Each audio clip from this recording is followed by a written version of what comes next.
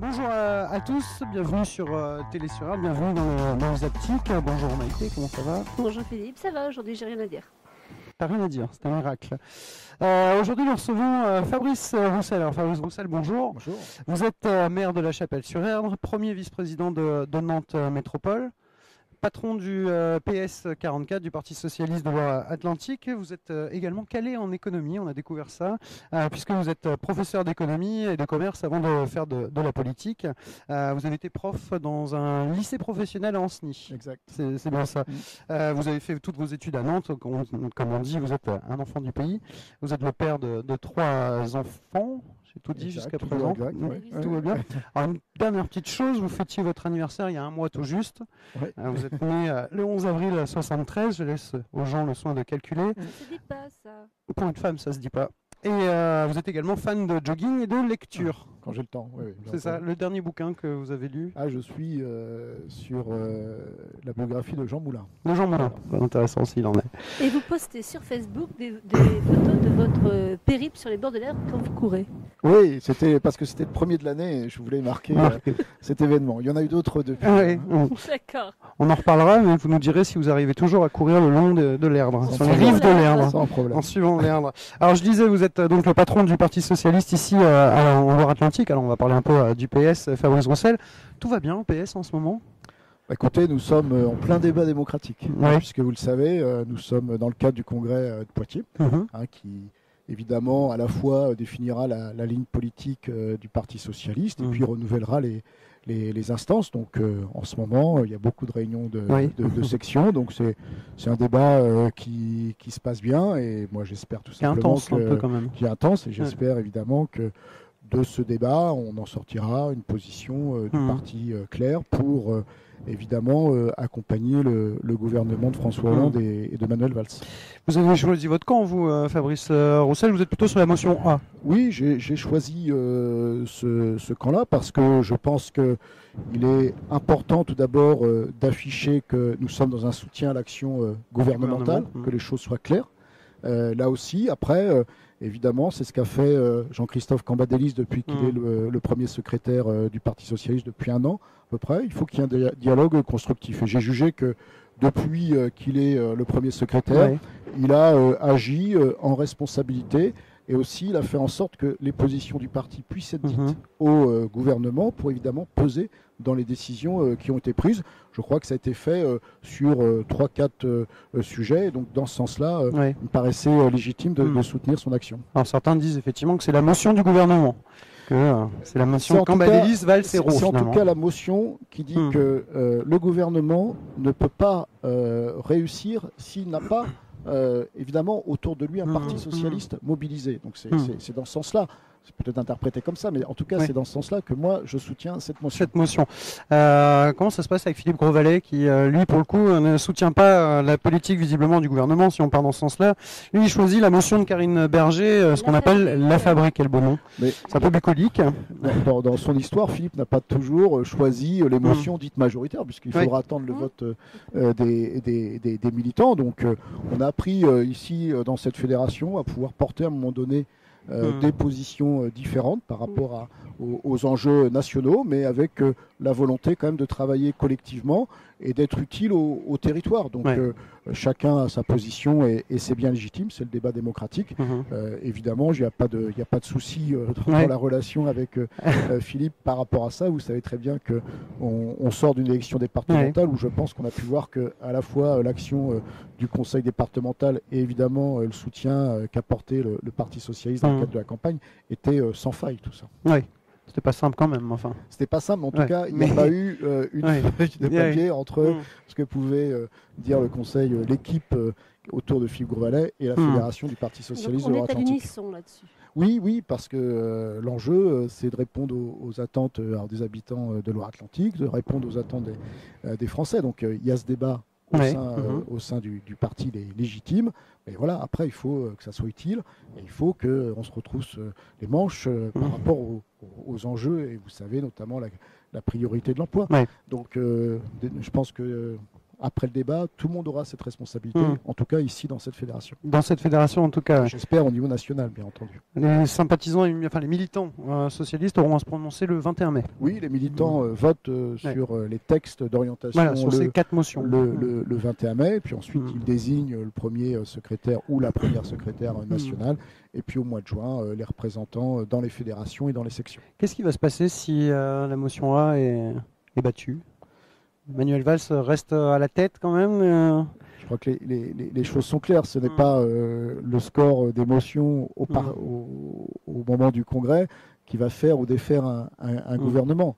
Je pense qu'il sera dit des choses par les militants. Attendons les résultats. Et après, évidemment, dans le cadre des textes qui seront adoptés, eh bien, il y a plusieurs stratégies sur la relation que doit avoir le Parti socialiste avec le gouvernement. Donc forcément que le gouvernement devra, dans sa façon de travailler avec le Parti socialiste, regarder et analyser les résultats. Donc c'est ça l'enjeu, mais ça ne fera pas un gouvernement, je peux vous le dire. Vous faites comment pour dialoguer avec ce qu'on appelle les frondeurs au sein de la Fédération socialiste de Loire-Atlantique? Et déjà, est-ce que vous dialoguez avec eux, effectivement, ce qu'on appelle les frondeurs? Je le disais, on a toujours eu cette responsabilité dans cette fédération. Il y a des positions qui sont différentes dans l'appréciation de l'action du gouvernement.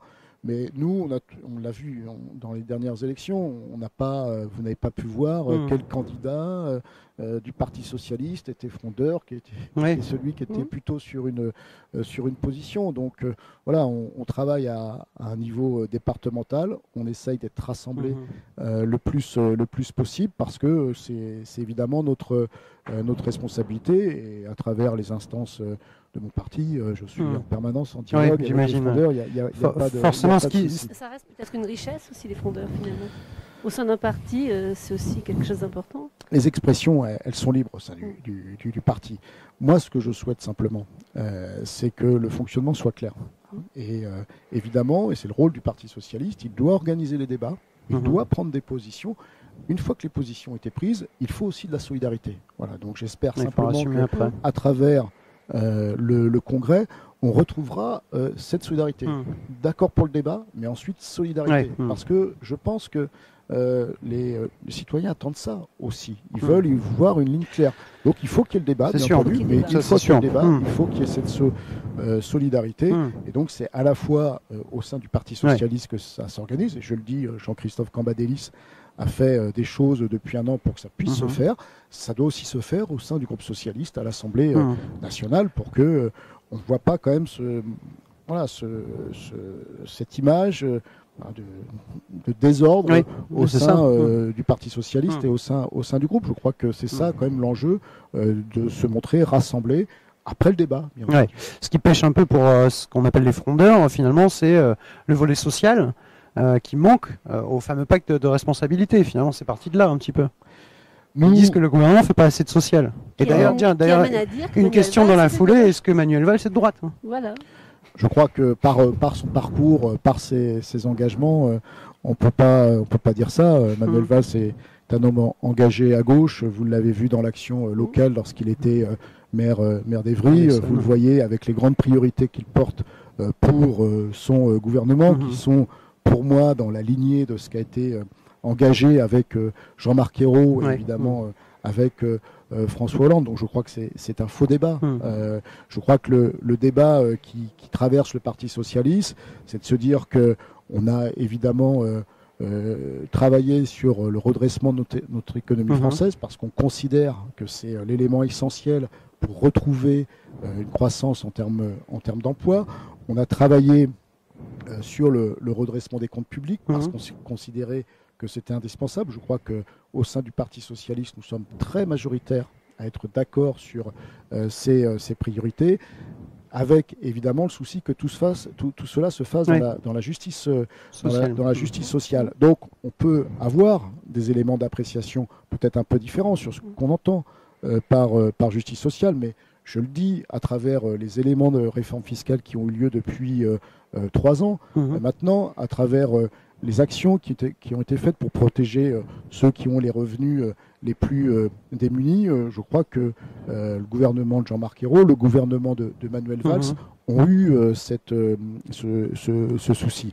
Après, on a un débat sur la façon d'aider les entreprises. Oui, c'est ça. Les débats là aussi qui J'aime l'entreprise. Voilà, les débats qui n'est pas toujours si divergents, puisque nous, notamment dans la motion que je soutiens, celle de Jean-Christophe Cambadélis, effectivement, on souhaite que les 15 milliards d'euros qui restent au niveau du pacte de responsabilité soient évidemment prioritairement axés sur des actions qui favorisent l'emploi et qui favorisent aussi l'investissement privé et l'investissement public. Donc, vous voyez, le Congrès, c'est parfois un temps où on essaye de montrer les différences qui sont peut-être pas si énormes que cela. Et puis, derrière tout ça, il y a forcément la patience des Français sur l'attente des résultats. Oui, je pense aussi que ça joue dans les relations que nous avons au sein du parti. Donc c'est aussi des éléments à prendre en compte. L'INSEE, ceci dit, disait en fin de semaine dernière qu'il y a des prémices, que les signes sont effectivement là. Le signe pour les Français, c'est la baisse du chômage. C'est ça, absolument. Et là, pour l'instant, une augmentation plus importante du pouvoir d'achat. Voilà. Et là, pour l'instant, ça pêche un peu quand même. Nous le savons bien. Il y a des chiffres quand même qui disent que les Français envisagent de partir en vacances. C'est déjà un signe. Oui. On augmente ce chiffre-là cette année, donc c'est déjà... Comparé à l'année dernière, effectivement. Je crois qu'à travers, évidemment, les résultats des dernières élections, on a bien conscience que, effectivement, il y a aujourd'hui une impatience, de la déception par rapport aux résultats obtenus. Donc c'est aussi ce sur quoi, sur les 2 ans du quinquennat qu'il reste, on doit concentrer nos efforts, parce que je le dis, beaucoup de choses ont été faites, elles ne portent pas forcément leurs fruits aujourd'hui, et c'est ce travail-là qu'il faut continuer. Est-ce que le problème, c'est pas de la communication aussi un peu de la part de ce gouvernement finalement? Quand on regarde ce qui a été fait depuis 3 ans, on s'aperçoit que beaucoup d'engagements ont été lancés, tenus. Mais c'est pas mis en avant. Voilà. Donc, mais la question, c'est en quoi cela porte ses fruits. Je crois que François Hollande avait été clair quand il avait été élu président. Il avait dit que la première moitié du quinquennat, c'était pour redresser le pays au niveau économique, avec les conséquences sur l'emploi, et au niveau des comptes publics. Donc ce travail, il est long, il est difficile, les choix sont difficiles dans une situation qui depuis 2012 ne s'est pas améliorée au niveau macroéconomique. Et donc, il faut continuer ce travail-là en ayant le vrai souci de la justice sociale pour que, effectivement, ceux qui sont aujourd'hui dans les situations les plus difficiles n'aient pas le sentiment qu'elles participent autant à l'effort de redressement que d'autres catégories plus aisées. Une bonne nouvelle quand même pour François Hollande. Une bonne nouvelle, il a gagné 2% le mois dernier dans les sondages, ce qui est pas mal. Manuel Valls se maintient. Alors justement, vous en parlez, est-ce que ce sont les premiers ressentis finalement de la population des résultats? Mais quand même, le chômage... Voilà, moi je le dis clairement, puis vous savez, c'était évidemment l'engagement fort de François Hollande, donc c'est là-dessus qu'il sera jugé. Et donc, tant que nous n'avons pas des meilleurs résultats, c'est-à-dire évidemment une baisse du chômage pour toutes les catégories, parce qu'il y a des catégories pour lesquelles la situation s'est légèrement améliorée, mais tant qu'on n'aura pas une baisse du chômage pour toutes les catégories, on voit bien que forcément il y a toujours une appréciation qui est particulièrement mitigée de l'action. Donc voilà, l'enjeu c'est de continuer à travailler et obtenir des résultats. Alors moi je vais revenir un petit peu en politique, sur les différents partis politiques. Aujourd'hui vous êtes derrière le Front National comme parti politique national. Comment vous le vivez ça? Au niveau purement démocratique, ils se sont hissés à cette place-là, mais c'est quand même la résultante de la conséquence d'une politique sûrement. Qu'est-ce qui se passe pour vous? Je crois qu'on a plusieurs phénomènes. Tout d'abord, un phénomène où une partie de l'électorat de droite va sur le vote Front National. On voit bien une certaine porosité entre une partie de l'électorat. Je reste très mesuré dans mes propos. Et puis, après, on a effectivement... je pense, une partie de l'électorat qui, se considérant déçu, vote pour exprimer un ras-le-bol, une insatisfaction par rapport à la situation politique. Hein. Donc là aussi, je crois qu'il y a deux objectifs, c'est forcément avoir des résultats pour dire que l'action engagée est cohérente et qu'elle permet d'aboutir à une efficacité en termes de résultats, et puis ensuite combattre quand même les idées de l'extrême droite, parce qu'on a vu à travers les derniers jours que, notamment à travers ce qu'a pu faire le maire de Béziers, hein, que une fois au pouvoir, la stigmatisation, elle est forte, la volonté de diviser, elle est forte, la volonté de faire en sorte qu'on incite à la haine, elle est forte aussi. Alors, quand même 13,7% à la Chapelle-sur-Erdre aux dernières départementales. Vous le jugez comment alors? Est-ce que c'est le reflet d'une politique nationale ou est-ce que c'est sur votre territoire quand même? Oui, alors effectivement, à la Chapelle-sur-Erdre, on a eu toujours un vote Front National plus faible qu'ailleurs. On l'a vu, même s'il a augmenté. Après, il faut également être prudent dans l'analyse des résultats, puisque moi j'ai regardé ce qui s'est passé à Chapelle-sur-Erdre. On a globalement le même nombre de voix qu'au présidentiel de 2012. C'est-à-dire que les candidats du Front National font le même score que Marine Le Pen au premier tour des élections présidentielles de 2012 en termes de voix. Ça se maintient en fait. On voit bien qu'il y a aussi ce contexte particulier qui fait qu'aujourd'hui, le Front National réussit à mobiliser son électorat, en tout cas à ne pas trop baisser, alors que les autres partis politiques voient leur nombre de voix baisser à travers différents scrutins.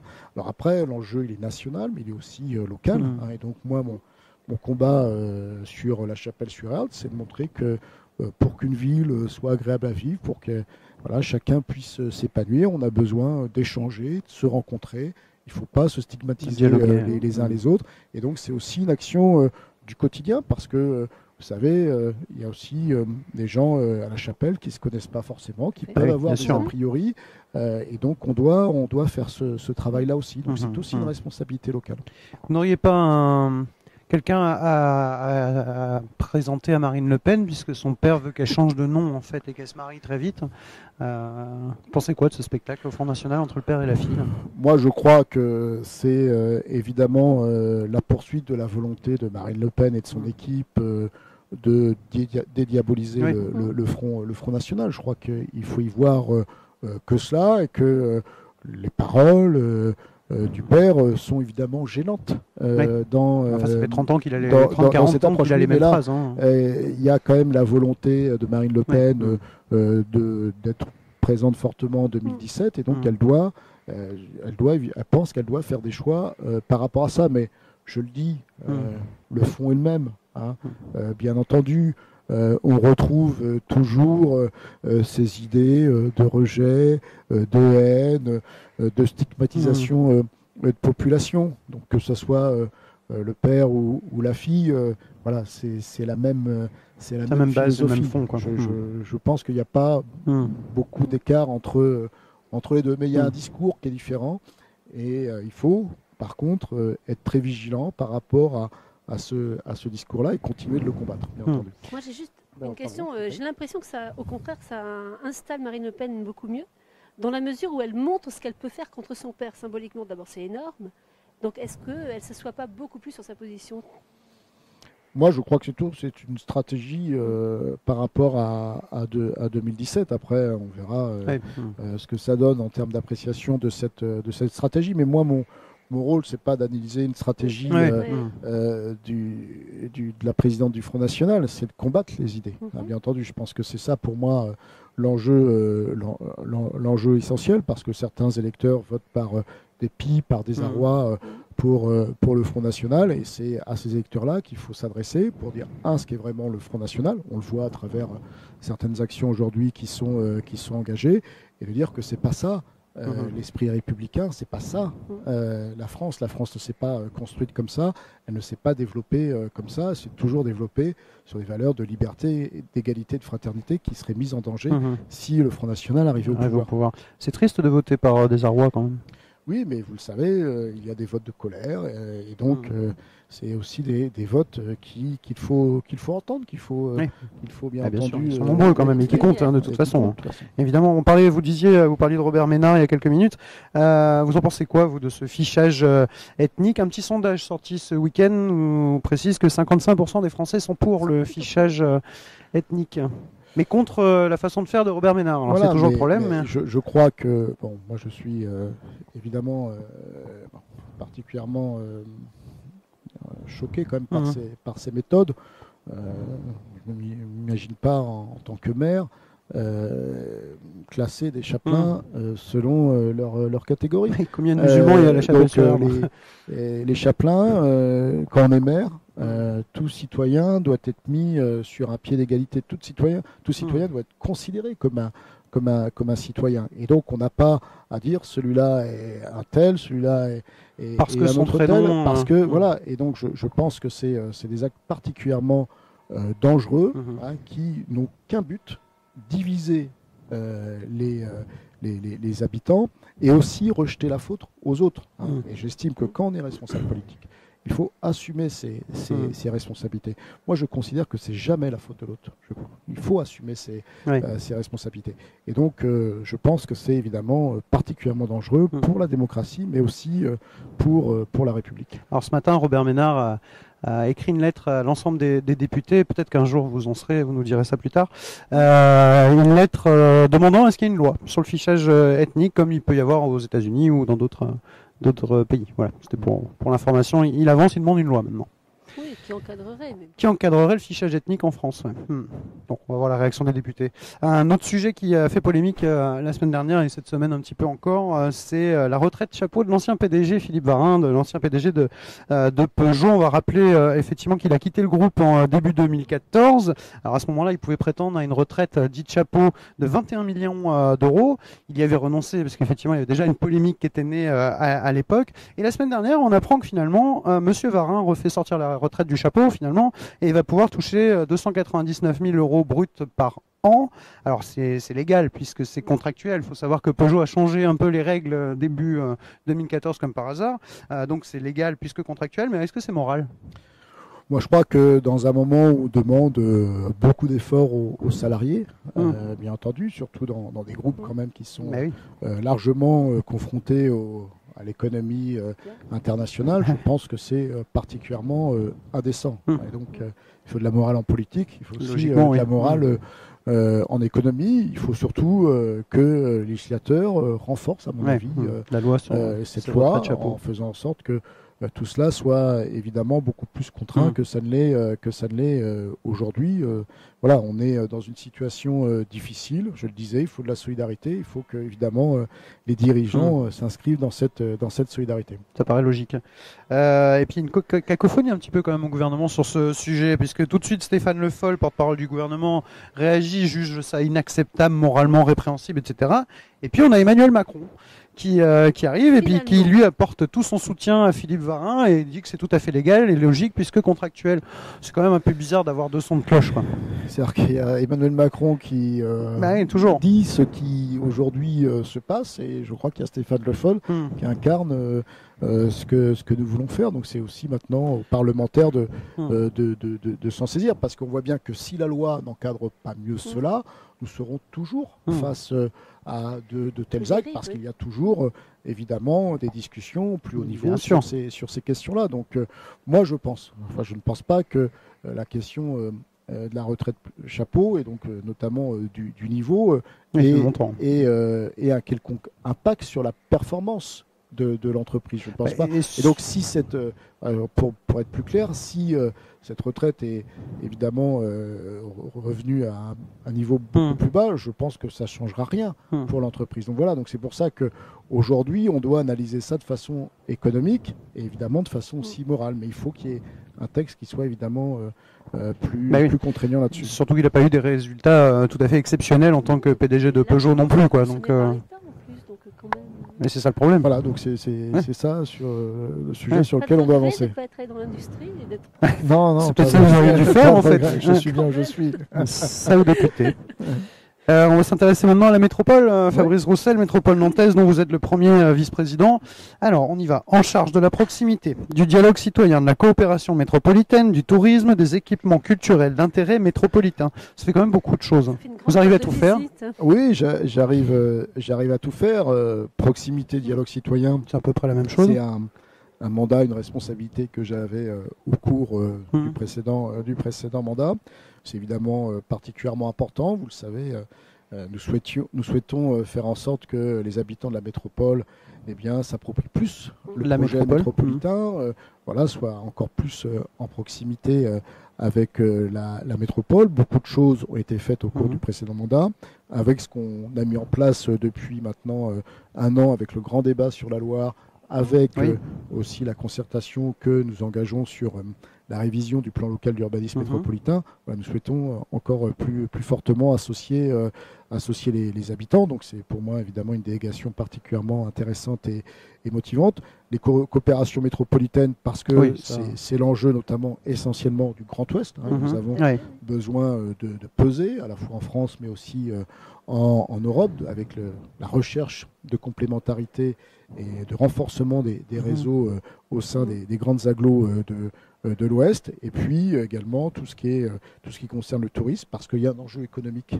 au niveau du tourisme, bien entendu, mais il y a aussi la façon dont on anime la ville, dont finalement on la rend agréable. Vous le savez, aujourd'hui, nous sommes bien placés dans la vision qu'ont les Français de la métropole nantaise, en disant que c'est une ville qui apparaît, qui est notamment au niveau culturel et au niveau économique, et donc le tourisme est partie intégrante de l'image de la ville.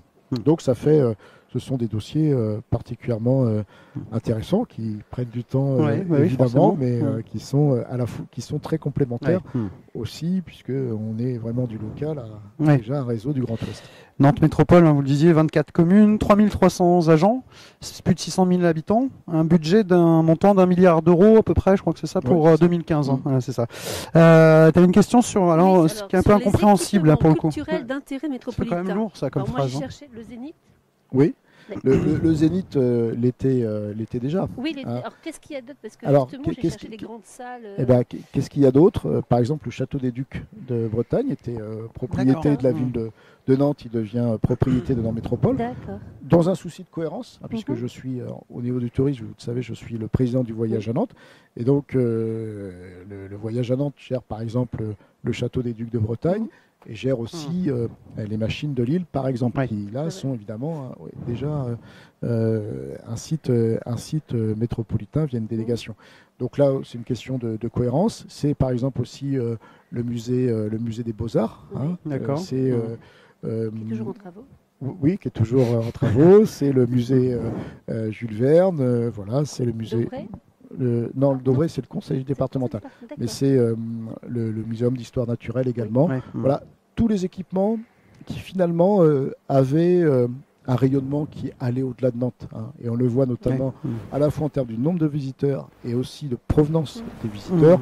Nous sommes sur des équipements qui accueillent une population très majoritairement non nantaise. Le château, c'est 1 million de visiteurs, je crois, c'est ça, par an. 500 000 pour l'éléphant.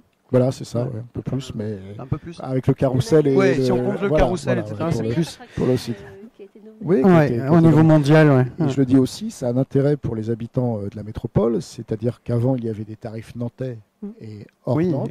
Maintenant il y a un tarif métropolitain, donc les habitants de la métropole ont aussi une conséquence très directe puisqu'ils payent maintenant comme payaient les Nantais. Donc c'est aussi intéressant. C'est vrai pour les piscines aussi ou pour les équipements aquatiques?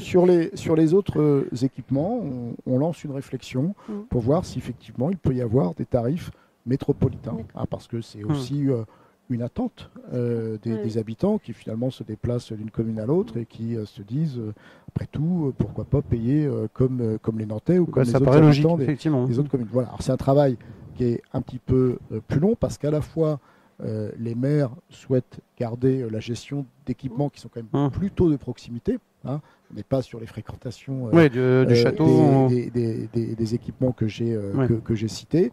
Puis il y a après une question d'équilibre financier à trouver. Donc ça fait l'objet de groupes de travail, notamment également aussi sur les bibliothèques. Vous avez quand même déclaré, Fabrice Roussel, alors le journal La Croix le reprend, Nantes n'a pas de grand patrimoine comme d'autres villes peuvent en avoir. Alors le château qui attire 1 million de personnes, enfin je sais pas, moi cette phrase m'a beaucoup surpris. Disons que nous considérons, alors si j'ai évoqué ça... Parce que Nantes a du patrimoine quand même. Nantes a du patrimoine, mais n'a pas par exemple le patrimoine de la ville de Bordeaux. Ah oui, c'est différent, effectivement. Voilà. Et bien parce placé, que, vous savez, c'est l'histoire de Nantes avec les bombardements. Et donc, nous n'avons pas les mêmes atouts. Quand je dis ça, c'est que nous n'avons pas forcément, et nous n'avons pas forcément à avoir les mêmes atouts que d'autres agglomérations, que d'autres métropoles. Notre enjeu, c'est effectivement de rendre notre ville inventive, créative, de pouvoir dire qu'il se passe toujours quelque chose à Nantes. Ça mérite qu'on puisse y venir. Voilà, donc il faut qu'on joue sur d'autres atouts. On ne peut pas jouer que sur notre patrimoine, que sur le château. Il faut aujourd'hui une offre diversifiée, puis aussi il faut jouer sur nos atouts. Vous pouvez nous expliquer, alors pour ceux qui ne connaissent pas Nantes et qui découvrent, moi j'ai des amis effectivement comme on disait de Paris qui sont en train de s'installer à Nantes, la première chose qui saute aux yeux c'est cette ligne verte qui se balade un peu partout dans Nantes. Vous pouvez expliquer Oui, ça sera le voyage à Nantes, depuis maintenant, ça sera la 4e édition cet été. C'est la volonté au cours de l'été de proposer évidemment la visite de sites, des événements culturels, en mettant en avant des artistes sur l'espace public. C'est la ville finalement qui est mis en avant, s'appuyant aussi sur des artistes locaux, puisqu'on a aussi ce souci-là, avec aussi la volonté que la plupart des sites culturels puissent rester ouverts l'été. C'est évidemment important. Quand même. Pour faire venir des touristes, c'est évidemment important. C'est pas le cas dans toutes les grandes agglos françaises. Et évidemment aussi pour faire en sorte que les Nantais bénéficient de ce programme culturel, puisque souvent on dit que les premiers ambassadeurs de notre ville, ce sont les Nantaises et les Nantais au sens large, on le voit, de l'agglomération. Voilà, donc c'est bien ce sens-là. Donc l'année dernière, je crois qu'on a montré que la programmation avait été de qualité, donc on va essayer de reproduire ça juillet et août. Le lancement c'est le 3 juillet pour la 4e édition. Le 3 juillet. Toujours la cantine à Nantes, moi je suis fan. Avec la cantine à Nantes, effectivement. Qui est pérennisée du coup. Oui, la cantine est pérennisée. Je crois qu'il est important sur le parcours du voyage à Nantes d'avoir un site où on puisse se prendre quelques moments de détente, et puis aussi c'est la mise en avant d'artistes, puisqu'il y a toujours un renouvellement graphique qui est fait. Ça a un coût tout ça? Alors oui, ça a un coût. Là moi je vais parler chiffres et j'aime pas ça. Donc en fait, moi je suis surtout allée sur Royal Deluxe.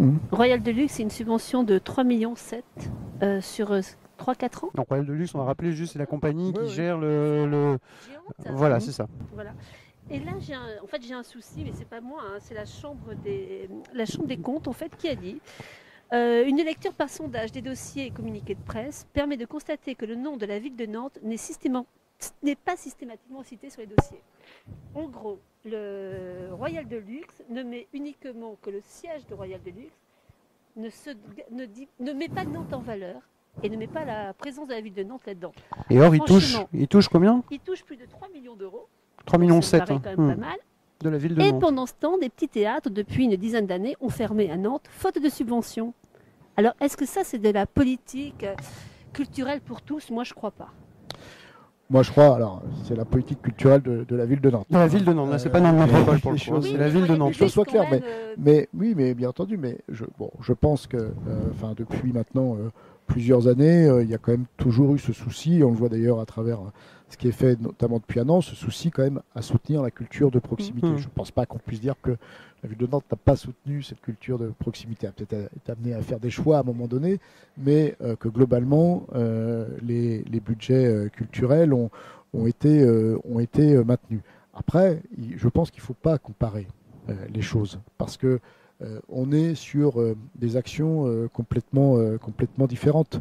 Il y a l'action culturelle de proximité tout au long de l'année. Là, on est sur l'organisation d'événements qui rassemblent des dizaines, voire des centaines de milliers de personnes, et donc qui font que là aussi la question du vivre ensemble, la question de se retrouver dans ces moments-là est importante aussi pour la vie collective. Moi je l'ai bien vu à travers le dernier spectacle du Royal de Luxe, ces habitants de l'agglomération nantaise qui se disaient ah tiens on va aller là, ah tiens tu as vu la grand-mère elle a fait ça, tout ça. Et donc je pense que c'est important, et puis aussi je le dis, il y a l'enjeu derrière des retombées économiques. Royal de Luxe, il y avait beaucoup d'habitants de l'agglomération nantaise, mais il y avait aussi beaucoup de visiteurs extérieurs. Et c'est aussi forcément des retombées économiques qui sont importantes pour nous. Donc c'est pour ça qu'il faut mesurer ces chiffres-là, parce que derrière, il y a aussi des retombées économiques. Plus que pour un petit théâtre. Plus que forcément pour un petit théâtre. L'aide à la création, elle passe aussi par ces petits théâtres. Mais je crois que l'aide à la création, elle est aussi importante. Vous savez, ça a été un engagement fort des villes de gauche de maintenir nos budgets culturels. C'est aussi un engagement fort qu'on a eu ces derniers mois dans le soutien au régime des intermittents du spectacle. Voilà, donc nous soutenons la culture au quotidien. Je suis bien placé dans ma commune pour le savoir. Donc je pense qu'il ne faut pas opposer les uns les autres. Il faut justement se rassembler sur un objectif. La culture, c'est l'échange, c'est la découverte. Et donc on est aussi dans ce cadre-là lorsque le Royal de Luxe propose ces spectacles. Un petit mot sur le dialogue citoyen, vous en parliez, effectivement ça fait partie de vos prérogatives au sein de Nantes Métropole, Fabrice Roussel. Ça veut dire quoi concrètement? C'est-à-dire concrètement, vous faites comment pour instaurer du dialogue citoyen?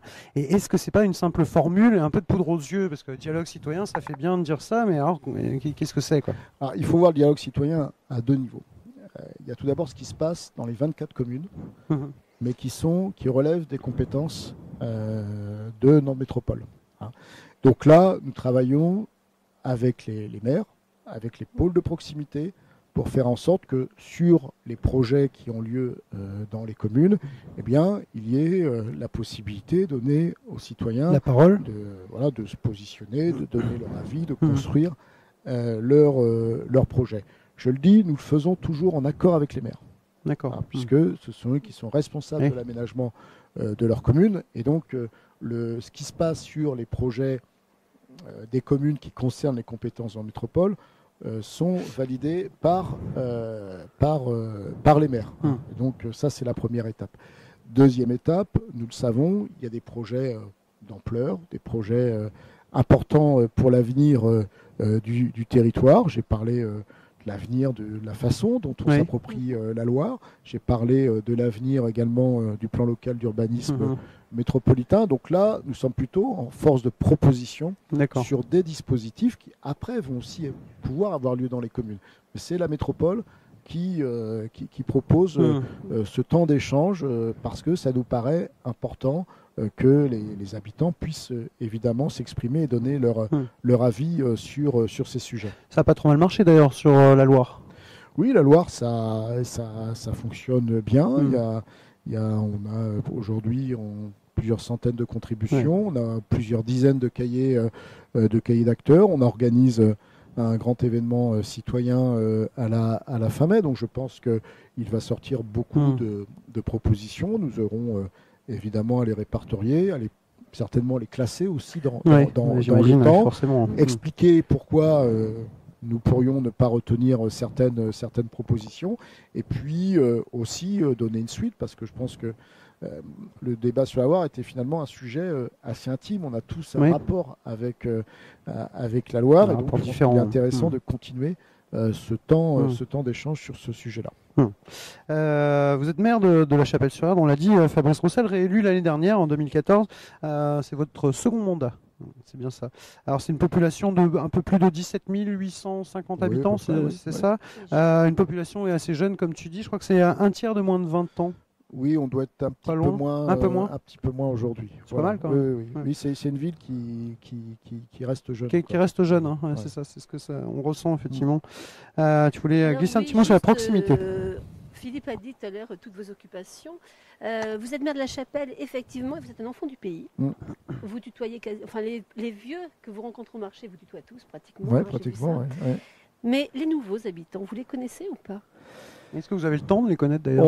Je crois qu'il faut effectivement avoir une action particulière, puisque La Chapelle-sur-Erdre, c'est une ville où on reste plus longtemps que d'autres, en moyenne, que d'autres communes. Une raison assez simple, c'est qu'on a aujourd'hui près de 80% de propriétaires. Et ce qui fait que lorsqu'on est propriétaire, on reste plus longtemps, évidemment, dans son habitation. Mais le type d'habitat change. Nous renforçons la mixité sociale, le logement locatif social, et nous voyons qu'effectivement, il y a parfois une durée moins importante sur la commune. Donc, on travaille sur plusieurs actions, faire du porte-à-porte. On l'a fait dans le cadre, notamment dans le quartier des Perrières, avec là aussi de nouveaux habitants, parce que sur le premier secteur des Perrières, finalement, près de la moitié des habitants étaient des habitants extérieurs à la commune. Et puis,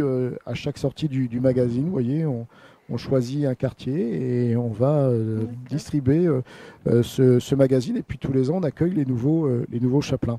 Et je crois que c'est nécessaire parce que à la fois des nouveaux habitants viennent d'assez loin. Beaucoup viennent de la région parisienne, donc ont envie de découvrir la commune. Et puis je le disais, avec le développement du logement locatif, on se dit parfois qu'on ne va pas forcément faire toute sa vie dans une même commune. Donc, sur le temps où les habitants habitent La Chapelle-sur-Erdre, on doit renforcer notre action pour faire en sorte qu'ils se sentent bien intégrés et qu'ils se sentent évidemment bien concernés par les sujets d'actualité. Logique.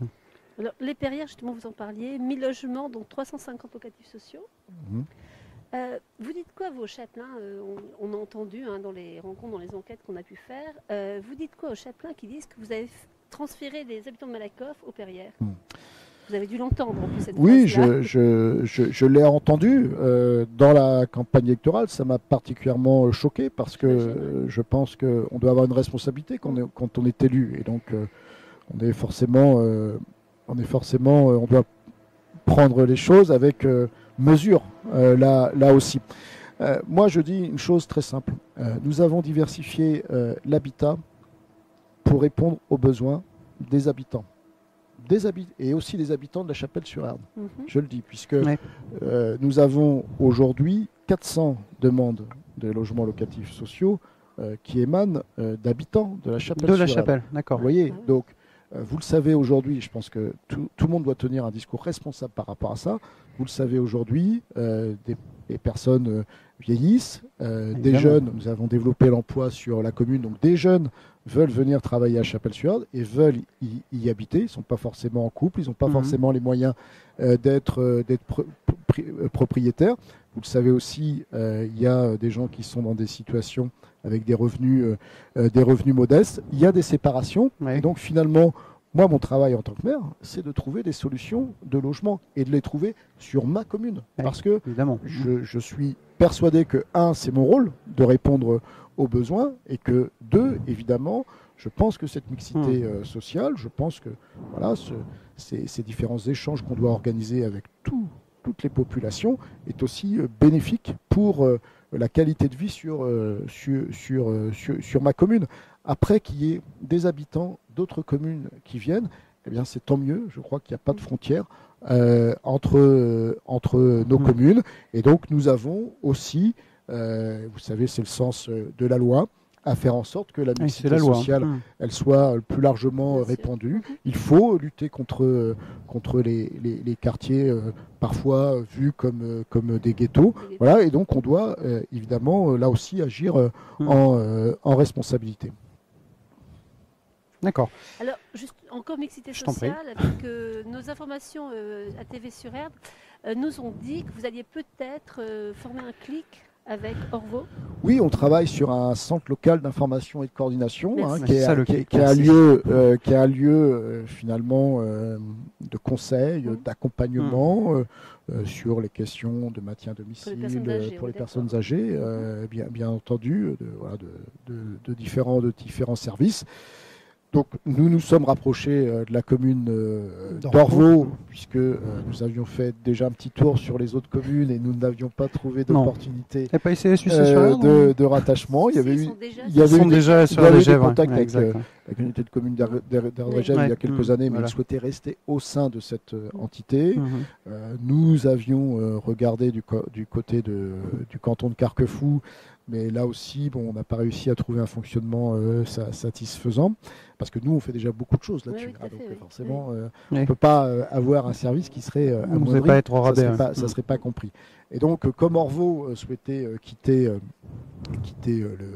cette structure sur Sautron et Couëron, nous travaillons à un rapprochement entre les villes d'Orvaux et de la Chapelle-sur-Erde, qui ont quand même des similitudes. Donc, la semaine dernière, il y a eu une bonne nouvelle, puisque l'autre communauté de communes du côté plus à l'ouest de Couëron va rejoindre Couëron et Sautron.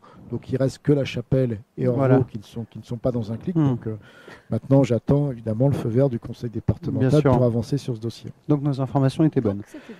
Un petit mot sur le nom d'aéroport de Notre-Dame-des-Landes, Fabrice Roussel, à la Chapelle-sur-Erde. On aimerait greffer à la ligne Châteaubriand-Nantes un tronçon desservant le futur aéroport, si jamais un jour il existe.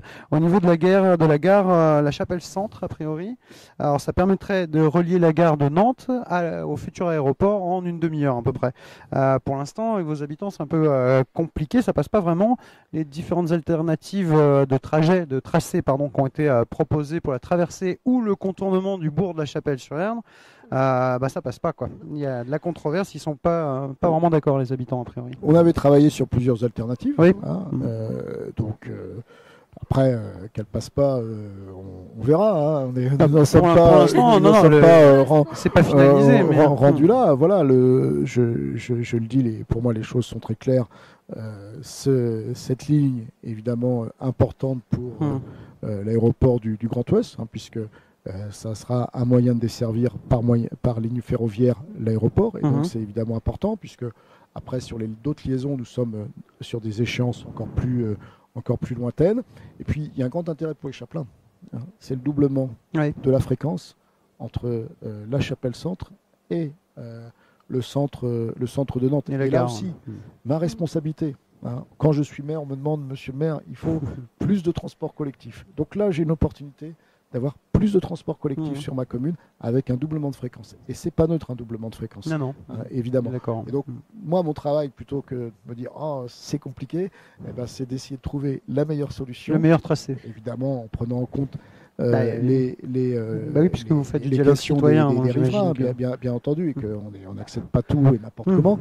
Mais se dire quand même que ça vaut le coup, parce que derrière, au lieu d'avoir du tram-train toutes les 25-30 minutes aux heures de pointe, on peut tomber à 12-15 minutes. Et c'est quand même assez intéressant. Ce serait plus confortable. Et effectivement, il y a eu l'unanimité sur ça. Alors vous êtes pour l'aéroport, on l'a bien compris, Fabrice Roussel, mais est-ce qu'au sein de Nantes Métropole, il y a une unanimité là-dessus, les 24 communes? Tout le monde est d'accord, en fait, tout le monde est pour l'aéroport. Je crois que dans l'histoire de l'agglomération, en tout cas c'était le cas au dernier mandat. Ça a été rappelé d'ailleurs par les maires, quelle que soit leur opinion politique, puisque c'était dit dans les projets. Pour ça, j'en parle, vous l'aviez déclaré. Dans les projets politiques, je pense que il y a évidemment un accord pour la réalisation de l'aéroport.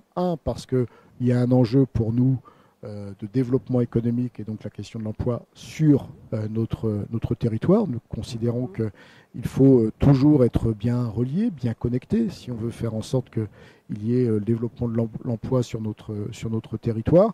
Et puis, sur l'agglomération, nous avons aussi un enjeu de développement urbain, puisque vous le savez, nous avons un plan d'exposition au bruit qui contraint aujourd'hui beaucoup l'urbanisation. Puis nous avons aussi un enjeu de développement économique, parce que sur le site de l'actuel aéroport, nous avons prévu de développer notamment l'IRT Jules Verne. Et donc c'est pour nous un enjeu important. Donc c'est pour ça que nous sommes favorables à ce projet. Comme l'UMP du département. Oui, mais écoutez... très bien. Au moins vous êtes d'accord sur certaines choses, c'est déjà bien. On peut se retrouver sur certaines choses, c'est bien. Par contre, les écologistes, là, du coup, Europe Écologie Les Verts, il y a un problème. Le front de gauche, c'est un peu compliqué. Elles sont connues depuis longtemps là-dessus. Voilà, donc à nous de continuer à porter cet enjeu. On en est où des recours, d'ailleurs? Les recours sont en train d'être étudiés. Ouais, c'est pas fini finalement. Vous disiez mars 2015 que ce serait bouclé. Oui, et puis on sera plutôt sur juin. Voilà. Ouais, je pense qu'on sera plutôt sur juin. Ouais. On a le maire de Notre-Dame-des-Landes qui lui dit qu'on sera plutôt en novembre. Peut-être il y a un temps d'analyse, un temps d'étude, voilà, là, le temps que le tribunal administratif travaille ce dossier, donc, mais ça va bien finir par arriver. Ou pas. La décision du tribunal. Oui, en tout cas, celle-là arrivera, c'est sûr. Un dossier important à la Chapelle-sur-Erdre également, Fabrice Roussel, c'est les rives de l'Erdre. Alors vous disiez, vous faites du jogging, alors peut-être que vous ne pouvez pas en faire partout, puisqu'il y a quand même un problème. Si, il y a du saut d'obstacle. Du coup, il y a du saut d'obstacle, parce qu'il y a des barrages sur les rives de l'Erdre. C'est un conflit qui dure depuis un petit moment, qui oppose en fait les promeneurs, les gens qui veulent se balader au bord de l'Erdre, et puis les propriétaires, qui eux ne veulent pas qu'on puisse se balader effectivement devant au pied de leur propriété. Le problème, c'est qu'il y a une loi qui s'appelle la loi de servitude de marchepied, qui impose qu'un piéton, le passage des piétons sur une bande de 3,25 m le long de la rivière en fait. Alors 3 résidents de votre commune de la Chapelle-sur-Erdre ont été condamnés fin 2014 par le Conseil d'État, puisque ils ont enfreint cette loi et qu'ils ne veulent pas laisser passer les piétons, enfin les promeneurs. Ça chauffe un peu même sérieusement. On a 2-3 personnes qui en sont venues aux mains quand même ou presque. Alors est-ce que comme le collectif Erdre pour tous, vous pensez que c'est le préfet qui est responsable du laisser-faire en fait? Moi je suis et on en est où d'ailleurs? Moi je suis pour l'application de la loi. Oui. Cette loi qui date de 2006. Elle dit que 3,25 m le long de l'Erdre, mais d'autres cours d'eau. Oui, d'autres rivières, il y a ce problème-là ailleurs en France. On doit laisser le passage. Je vous le dis globalement aujourd'hui, s'il n'y avait pas les obstacles mis volontairement sur les rives de l'Erdre, on peut passer partout. En 2 endroits sont un peu plus problématiques, mais on peut passer partout. Je le dis aussi, il y a aujourd'hui une majorité de riverains des bords de l'Erdre à la Chapelle-sur-Erdre qui laissent passer qui jouent le jeu quand il y a des gens qui passent. Et donc nous sommes face effectivement à quelques résistances. Donc moi j'ai forcément organisé des actions en justice pour que la loi soit appliquée. Bien sûr. Je tiens à dire que toutes les décisions de justice nous ont été favorables. Oui. Maintenant, c'est vrai que ce que nous demandons au préfet, c'est évidemment d'agir, parce que l'enjeu, c'est comment on libère les rives et comment finalement on passe à une autre étape. Et puis nous allons certainement aussi continuer d'agir au niveau parlementaire pour que les textes de loi précisent peut-être plus clairement que cette loi soit plus claire, les choses, pour qu'au moins il n'y ait pas d'ambiguïté dans l'interprétation de la loi qui peut en être faite, avec notamment la question du site classé de l'Erdre. Mais je le répète, si aujourd'hui les rives étaient sans obstacle, on pourrait cheminer sans difficulté. Je le dis aussi, nous avons toujours été respectueux de l'environnement.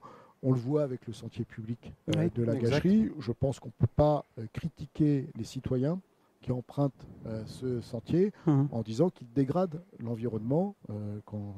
Là, j'y cours plus régulièrement. Je peux vous dire que c'est toujours très bien entretenu et pas dégradé. Voilà. Donc ne faisons pas là aussi de faux procès et ne jouons pas sur les peurs.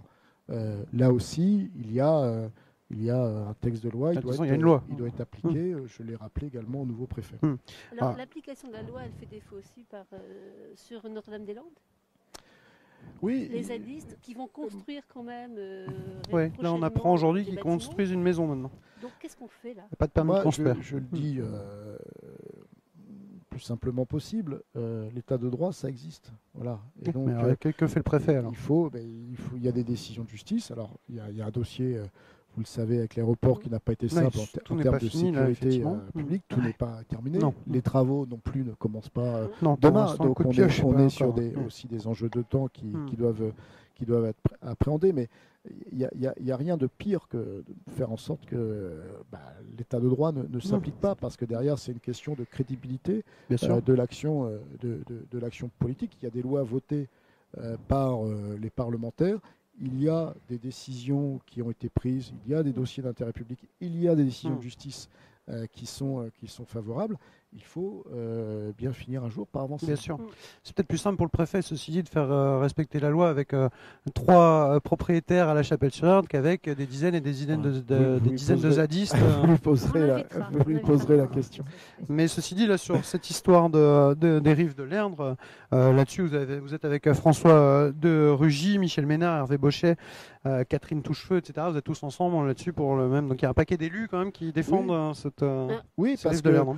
Parce que l'Erdre, c'est un patrimoine commun pour moi. Ah oui, voilà. Tout à fait. C'est à la fois c'est un paysage magnifique, c'est une faune et une flore magnifiques. Et j'estime que l'Erdre ne s'apprécie pas qu'en bateau. Voilà. Non, bien sûr qu'on peut s'approprier l'Erdre en étant piéton. Donc, bien sûr. C'est cela, mais vous savez, il y a des propriétaires qui ont retiré depuis bien des années leur clôture, parce que avant que ces servitudes de marchepied s'appliquent aux piétons, elles s'appliquaient aux pêcheurs. Donc, voilà, donc moi je demande juste cette application toute bête, toute simple. Oui, l'application de la loi qui date de 2006. Alors, au niveau de la municipalité, on l'a vu, votre réélection contre Erwan Bouvet, vous avez été élu à quelques voix, près 49. 49, oui. Plusieurs recours contre vous sans suite. Oui. Voilà. Donc, est-ce que c'est pas compliqué quand même, du coup, de diriger une municipalité, sachant quand même qu'il y a tout un pourcentage qui a voté pour votre opposant? Il y a 2 éléments à prendre en compte. Il y a tout d'abord le résultat concret qu'a donné l'élection. Et donc, vous le savez, dans le cadre d'une triangulaire, j'ai aujourd'hui 25 colistiers dans mon équipe sur 33. Donc, voilà, la légitimité des décisions du conseil municipal, l'organisation de la mairie, elle ne se discute pas. Donc, de ce point de vue-là, il faut dire que ce n'est pas forcément difficile de gérer. Maintenant, quand il y a une élection, on doit toujours analyser le résultat. On doit toujours en tenir compte. Et donc, nous n'avons pas pu nous rassembler avec les écologistes, ce qui fait que forcément le score a été plus serré, puisque dans les précédents mandats, nous avions su être ensemble et les résultats avaient été sans appel. Et puis après, j'entends certaines choses, certaines critiques, certaines remarques qui ont pu être formulées pendant le précédent mandat, notamment sur le devenir de la ville, l'évolution urbaine. Donc c'est pour ça que ce qu'on fait sur le plan local d'urbanisme métropolitain est particulièrement important. Donc voilà, j'entends aussi évidemment cela. Après, c'est parfois difficile d'analyser toutes les raisons du vote, bien entendu. Mais en tout cas, il y a certaines que je ressens bien. Le département, même question. On fait comment là? Et pour la région, pareil, même combat. Alors, on fait comment là pour procéder par ordre? Pour le département, on fait comment quand les cantons, la majorité est en bleu quand même finalement, qu'on le voit sur la carte? Oui, alors après, là aussi, il y a un scrutin. Si à chaque fois on remet en cause la façon d'élire le mode de scrutin, les gens, ça devient compliqué. Il y a une élection, il y a un résultat. Donc il y a une majorité qui en découle. Donc l'enjeu est simple pour nous. Nous sommes majoritaires dans 16 cantons sur 31. C'était pour nous évidemment particulièrement important de pouvoir garder le conseil départemental à gauche, parce que là aussi il y avait un vrai clivage sur la question de la solidarité, la question de l'aménagement du territoire. Nous, on a porté la solidarité entre les territoires, on a porté la solidarité entre les hommes, alors que la droite, l'opposition, nous jouait là aussi l'assistanat, le fait que si on était chômeur, c'était uniquement de sa faute, avec un programme d'économie que nous avons en tête, mais qui était évidemment pour la droite encore beaucoup plus conséquent et qui aurait eu beaucoup plus de conséquences sur effectivement la présence des services publics, le lien social. Donc après, le résultat est assez simple. Partout nous sommes arrivés en tête, et partout nous avons gagné au second tour. Arrivés en tête au premier tour. Partout nous avons été rassemblés avec la gauche. Partout où nous étions habitués à travailler avec les autres forces de gauche et les écologistes depuis les élections municipales, nous l'avons apporté. Donc c'est par rapport aux élections régionales, c'est évidemment un enjeu important de montrer que peut-être au premier tour, on peut avoir des appréciations différentes. C'est le cas d'Europe Écologie, les Verts, par rapport au dernier vote qu'ils ont fait. Mais que l'enjeu, c'est d'être responsable pour se rassembler, pour faire en sorte que nos politiques continuent. Donc ça sera également vrai pour les élections régionales de décembre fin d'année. C'est quelque chose qui vous intéresse, d'ailleurs, les régionales? Je ne serai pas candidat pour que les choses soient claires. Et la députation? Députation, je n'ai pas pour 2017, candidat. 2017, non vous avez plus. un peu Voilà. de temps, mais... Non, je n'avais pas. Vous savez, j'ai aujourd'hui des fonctions intéressantes, maire, premier vice-président de Nantes Métropole. J'ai pris des engagements, donc je souhaite les respecter et les assumer. Dernière question, Maïté? Oh ben oui, la devise de la Chapelle-sur-Erdre, vous connaissez? La devise de la ville de la Chapelle. Progrès et fidélité. Alors c'est quoi la fidélité pour un homme politique? La fidélité, c'est la fidélité par rapport à ses idées, par rapport à ses convictions. C'est savoir d'où l'on vient, ne jamais oublier de l'où vient. Ce pourquoi, quand on est homme de gauche, ce pourquoi, pour quelle personne on agit en priorité. Et donc c'est finalement dans toutes les actions, dans toutes les décisions qu'on a à prendre tous les jours, et il y en a beaucoup.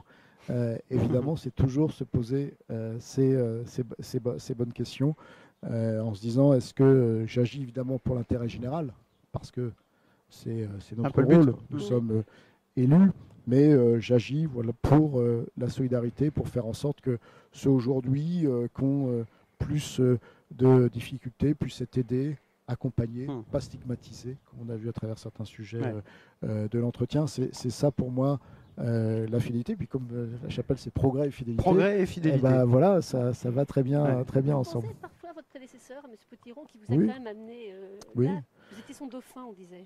Oui, disons qu'il y a une grande confiance avec Gérard Potiron, puisque il s'est au cours du précédent mandat, avant que je sois maire, forcément il se posait des questions, et il voulait surtout préparer le renouvellement. Je crois que c'était sa grande force, de se dire que nous ne sommes pas éternels dans les mandats. Sûr, évidemment. Il ne faut pas faire le mandat de trop, et donc il faut toujours préparer le renouvellement. Il peut y avoir débat sur le renouvellement, mais en tout cas il a eu cette responsabilité.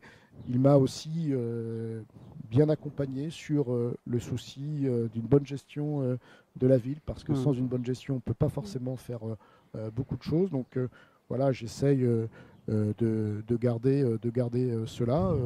Il a, en 3 mandats, beaucoup agi pour qu'il y ait plus de mixité, pour que la question du logement, qui est une vraie préoccupation des Français, puisse être améliorée sur notre commune. Et puis il a eu ce souci du développement économique aussi. Je pense que c'est aujourd'hui une des grandes marques de la Chapelle. Et puis évidemment ce souci de la solidarité, qu'elle soit locale et internationale, et aussi la valorisation de notre environnement, avec notamment le combat sur les bords de l'Erdre qu'il avait entamé dès 1989. On a tout dit? Je crois. Vous avez quelque chose à rajouter? Non. C'est bon? Très bien. Merci beaucoup, Fabrice Roussel. Merci à vous. Merci d'être venu ici sur notre plateau en extérieur aujourd'hui au Clos Saint-Thomas à Sucé-sur-Erdre. Merci Maïté. Merci Philippe. Parfait. On se retrouve très très vite avec un nouveau Zaptic. Alors j'espère que je ne vais pas écorcher son nom de famille. Il me le reprochera la semaine prochaine sinon. Nicolas Oudaert, le maire de la ville du Gavre, qu'on rencontrera dans le prochain Zaptic. Merci à vous, merci de nous avoir suivis. Merci. À très bientôt. Au revoir.